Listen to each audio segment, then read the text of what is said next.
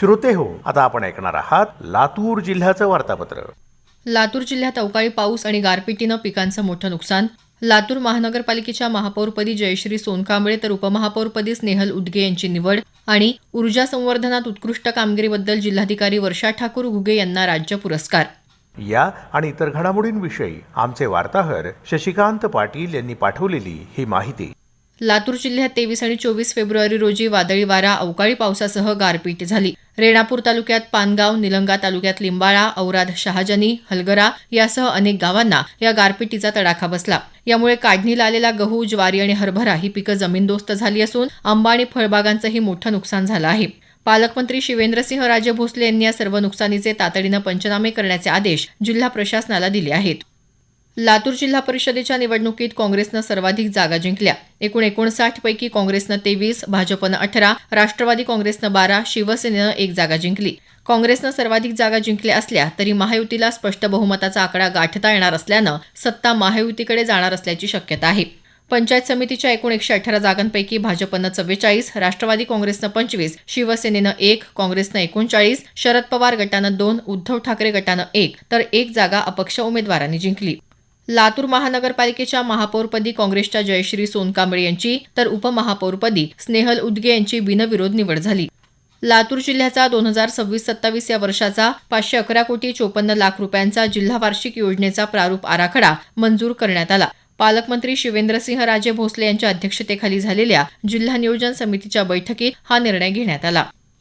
गेल्या काही दिवसात लातूर जिल्ह्यात घडलेल्या खुनाच्या 2 घटनांनी मोठी खळबळ उडाली आहे। पहिली घटना खोपेगाव परिसरात घडली, जिथे आयकर अधिकारी कृष्णकुमार सन्मुखराव यांची त्यांच्याच मुलानं पैशाच्या वादातून हत्या केली। दुसरी घटना शहरातील गजबजलेल्या औसा रोडवर घडली। पूरणमल लाहोटी तंत्रनिकेतनसमोर विद्यार्थ्यांच्या 2 गटात झालेल्या हाणामारीत विक्रम पांचाळ या विद्यार्थ्याचा खून झाला। या प्रकरणाची गंभीर दखल घेत पोलिसांनी 4ही आरोपींना अटक करून त्यांची घटनास्थळावरून धिंड काढली। पालकमंत्र्यांनी जिल्ह्यातील कायदा आणि सुव्यवस्थेचा आढावा घेऊन गुन्हेगारांवर कठोर कारवाईचे आणि गस्त वाढवण्याचे निर्देश दिले।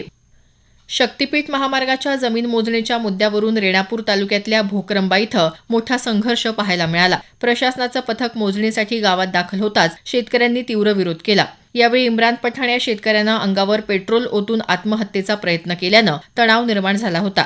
सुपीक जमिनी प्रकल्पात जाऊ देणार नाही असा पवित्रा शक्तीपीठ महामार्ग विरोधी कृती समितीसह अनेक शेतकऱ्यांनी घेतला आहे। प्रजासत्ताक दिनानिमित्त लातूर इथं मुख्य शासकीय ध्वजारोहण पालकमंत्री शिवेंद्रसिंह राजे भोसले यांच्या हस्ते झालं। यावेळी त्यांनी संविधान निर्माते डॉक्टर बाबासाहेब आंबेडकर यांना अभिवादन करत संविधानाच्या मूल्यांचा सन्मान राखण्याचं आवाहन केलं। या कार्यक्रमात सुमारे 5000 विद्यार्थ्यांनी राष्ट्रभक्तीपर गीतांवर कवायती सादर केल्या। ऊर्जा संवर्धन क्षेत्रातील उल्लेखनीय कार्याबद्दल लातूरच्या जिल्हाधिकारी वर्षा ठाकूर घुगे यांना ऊर्जा संवर्धन पुरस्कार 2024-25 जाहीर झाला आहे। जिल्हाधिकारी कार्यालयात 100 किलोवॅट क्षमतेचा सौर ऊर्जा प्रकल्प उभारण्यात आला असून दरवर्षी सुमारे 55,000 युनिट्स वीज बचत होत आहे। मुख्यमंत्री सौर कृषी वाहिनी योजना 2 अंतर्गत जिल्ह्यात 65 प्रकल्प कार्यान्वित आहेत। या यशाबद्दल प्रशासन आणि महाऊर्जानं विभागाचं अभिनंदन केलं आहे। लातूरचं आराध्य दैवत असलेल्या श्री सिद्धेश्वर आणि रत्नेश्वर मंदिराचा महाशिवरात्री यात्रा महोत्सव उत्साहात सुरू आहे। यात्रेच्या पहिल्या दिवशी जिल्हाधिकाऱ्यांच्या हस्ते मुख्य ध्वजारोहण आणि महाभिषेक करण्यात आला। या यात्रेनिमित्त 26 आणि 27 फेब्रुवारीला भव्य पशुपक्षी, अश्व आणि श्वान प्रदर्शन भरवण्यात येणार आहे। संत महाकुंभ सोहळा लातूर नजीक खंडापूर शिवारात सध्या सुरू आहे। या सोहळ्यानिमित्त 400 एकर परिसरात वारकरी संप्रदायाचा मोठा मेळा भरला आहे। लातूर जिल्ह्यासह संपूर्ण विभागात सध्या 10वी आणि 12वीच्या परीक्षा सुरू आहेत। ही परीक्षा अत्यंत पारदर्शक आणि कॉपीमुक्त वातावरणात पार पाडण्यासाठी प्रशासनाचा प्रयत्न आहे। बालविवाह विरोधी जनजागृती आशा मोहिमेअंतर्गत संत नामदेव विद्यालयात विद्यार्थ्यांना बालविवाह विरोधी शपथ देण्यात आली। विवाहासाठी मुलीचं किमान वय 18 आणि मुलाचं 21 वर्ष असल्याचं मार्गदर्शन यावेळी करण्यात आलं।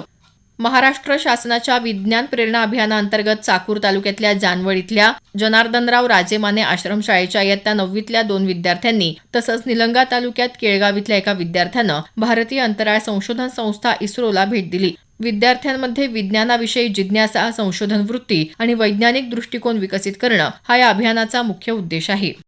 लातूर जिल्ह्याचं वार्तापत्र आताच आपण ऐकलं। या वार्तापत्राचे लेखक होते शशिकांत पाटील। जिल्हा वार्तापत्राचा हा कार्यक्रम आकाशवाणी छत्रपती संभाजीनगर केंद्राच्या प्रादेशिक वृत्त विभागाने सादर केला।